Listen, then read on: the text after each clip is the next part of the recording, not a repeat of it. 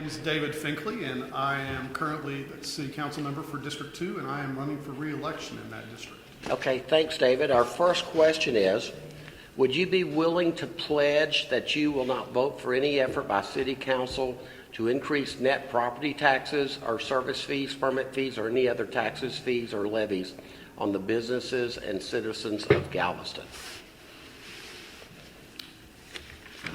I think I'm gonna have to say no. As we saw last year with the budgeting process, City Council took a really hard stance at saying, look, we do need to work to try to lower the tax burden to our residents.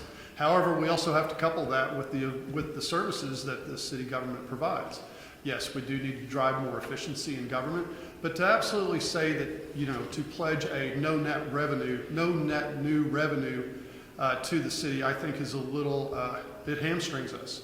We do have staff increases year over year in cost of, just a personal cost of living increase. That has to be addressed. We also have a significant police and fire burden, as you well know, with over 80% of the general fund going towards to fund that. And so I believe that there needs to be a balance between the services that we are providing as a city and the resulting tax rate that we end up setting. Do I believe that it needs to be year over year worked to be reduced? Yes, the tax rate has been reduced year over year, but I'm not able to say that I can pledge a no new revenue for the residents and businesses. Okay. Next is, what do you feel is the biggest opportunity for Galveston? Oh, the biggest opportunity. Well, I would say that today we're at a tipping point in terms of being recognized as a destination. We've seen tourism increase visitors year over year, and I think that's a significant opportunity to capitalize on that. I've heard some elected officials saying that we have a responsibility to manage our blessings. Things have changed a lot in the past 5-10 years. And so as a result, I believe that we, as City Council, need to be prudent in how we balance the benefits of tourism with providing public infrastructure and services that benefit our residents, but also protect our tourists as well. The biggest opportunity, I think, is to maximize the revenues coming from tourism to the city in order to provide better quality of services to our residents. Okay, thanks, David. What do you feel is the biggest challenge facing Galveston? I think the biggest challenge, now this is the civil engineer in me, you have to understand that's my expertise. I think the biggest challenge that we have is the blessing of tourism and the impact that it plays on our infrastructure. Both traffic congestion, granted the port improvements that they've done on site have been working. They do still are going to be performing a traffic impact study on the new Terminal 16, of which City Council requested last quarter, and we were told we were going to see that in January. I haven't seen that yet, but the improvements that they're making off-site pale in comparison with what needs to happen down Harborside. The volume with over, in 2022 we had over 1 million cruise passengers. I haven't seen the final numbers for 2023, but that places a significant traffic burden on our little bitty town of 55,000 people. I think that's one of the biggest challenges. The other big challenges that we have is the ongoing issue related to drainage. The very public issue related to 37th Street will finally be resolved this summer. But the ongoing effort related to continuing to fund pump stations which help to reduce the amount of street flooding in our neighborhoods is going to be imperative. Okay. The Galveston Wharves is a self-sustaining city entity and major economic engine for the community.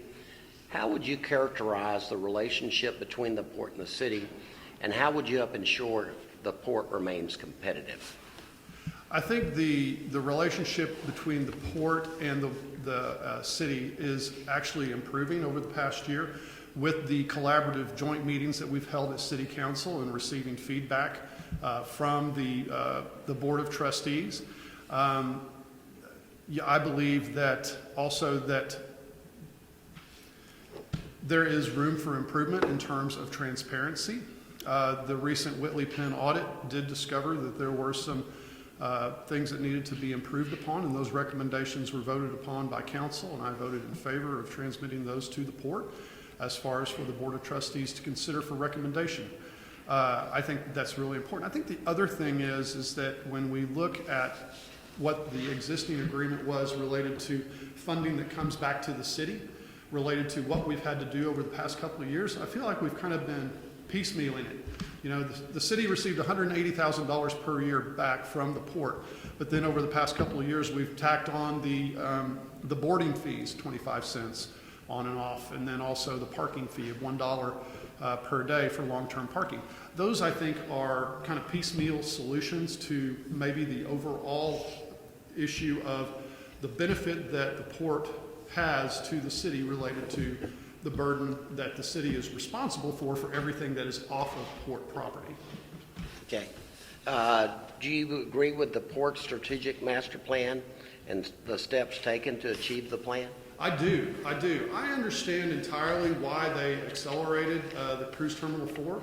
That's what they know best. That's kind of the low-hanging fruit. Had great opportunity taking advantage of the cruise market and the continued increase of popularity of that. And so moving that forward from 2031 to now made absolutely the right sense. As I've communicated during our joint meetings, I challenged the port director saying, now comes the hard part of taking on, making sure to maximize and find the highest and best use of the port property. That port property is the most valuable land that the city has under management by the port. And to be able to find the highest and best use, to be creative with reaching out to the development market and the private equity market, to making investment in the port in different modes, whether that be cargo or whatever they want to do. And then also looking at how do you link pedestrian access from the port property to downtown. I think those are some really good future opportunities for the port. Okay. Galveston has experienced a dramatic and continued growth in tourism. What do you see as the challenges and opportunities in tourism for the island? I think safety is going to be one of the biggest challenges for tourism. You know, like I said, it does put a burden on our police force, all the way down from District 2 all the way through District 6. And I think that we need to appropriately fund both police and fire as it's associated with looking at how their service calls are distributed between tourism and related to our residents as well. Keeping our tourists safe has got to be our #1 priority. That, keeping the beaches clean, are going to be the next one in line. But if they're not safe, if we don't have a safe community and a safe environment, then all that can go away in an instant. Okay. As a member of City Council, how would you improve the permitting process? The first thing that I liked, what I saw happen a couple of years ago related to the permitting process, was actually capping construction permits to a 1-year period with then 2 6-month extension. That, I think, was a key moment in time. I think that also, the other thing that I would say related to the permitting process is that I have not taken a detailed investigation into that issue. I have not received comments from my constituents or residents related to the permitting process outside of those long-standing, you know, the projects that they put up a sign and then it sits there for 2 or 3 years being vacant. So, but if there are issues related to or opportunities for streamlining the permitting process, I am familiar with going through that process. When I was in Houston and a principal in a civil engineering firm, I participated in a ACEC forum to help then the city of Houston go through and revamp their entire permitting process. It was about a 2-year process. Tell us your thoughts on what has transpired between the City Council and the Park Board over the last 2 years. Do you feel that the Park Board is a subsidiary of the City of Galveston, or is it a standalone entity that should maintain its independence? It's almost like you're asking, it's either an either or, and I don't think that it is. One of the things that I ran on last time was the idea of what we'll call optimum resource allocation. And that is getting the right people in the right job doing the right thing, okay? I do believe in doing research and talking to other city council members that the idea of pulling back registration and hotel occupancy tax collection back to the city is the right thing to do for a streamlined process. Now, the other reason for that is that the process related to this call center that they have in place now, and then going through and troubleshooting the violations or potential violations associated with that, that needs to be pulled back to the city as well. The city is currently looking at doing a consolidated call center function related to police, fire, and the marshals. This makes perfectly good sense to have as part of that, so that you have all the entities that are responsible for those enforcements of those calls being underneath one roof. I don't know that I believe that there are functions that the park board does very, very well related to beach nourishment, and then also the beach patrol. But I don't think it's an either or. I think that there are functions that need to come back to the city in order to streamline, like I said, financial accounting and accountability, and then also for triage of calls related to short-term rentals. Okay. Do you agree with, and how would you ensure that one or more seats on the Park Board of Trustees are filled by representatives of the lodging sector who have tourism industry expertise? Ooh, this is a good one. I would encourage the Chamber of Commerce to work collaboratively with the City Council to help. Y'all are our first line in terms of knowing the best and the brightest in the hotel and lodging industry. Help us find those people that are willing to serve in those capacities, that have the time, have the focus, and really want to help service. I would look to y'all for helping us make those recommendations. Okay. What are your thoughts on the current 15% hotel occupancy tax rate imposed on lodging guests? Are you in favor of maintaining the current assessment or increasing the rate? And if so, why? I don't think it's important to increase it. I think if you just look at the sheer volume of hotel occupancy tax that's coming in, I don't see that there's any good reason to increase it. If anything, there needs to be a balance related to the appropriate use of hotel occupancy tax for the benefit of our residents. I have thought about and tried to approach the discussion about what we just talked about in public safety. If I can find data that says that my service calls are related, I have this percentage related to residents and this percentage related to visitors, then I would think we could make a compelling argument that hotel occupancy tax is an appropriate use for public safety, and it needs to be supplemented as such. But in terms of a 15%, honestly, if I could find a way to reduce it, I'd love an opportunity to do that, because that's only going to make our hotel occupancy rates more competitive, which is absolutely imperative in order to make us continue to be an attractive city for visitors. As a member of City Council, how would you collaborate with the Chamber of Commerce to support and promote local businesses? I would love to be actively engaged in your advocacy committee, and the reason is because I spent 2 years doing nothing but writing white papers and position papers as an employee of the Greater Houston Partnership. I ran 10 committees on public infrastructure, ranging from port to drainage, to rail to air, to transportation, including rail transit and highways.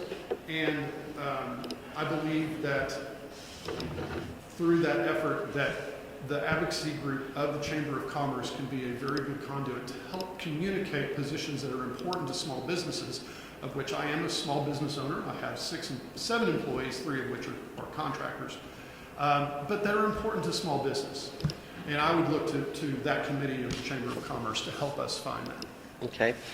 How does the City Council involve the Chamber of Commerce in the planning and implementation of economic development initiatives and new business opportunities?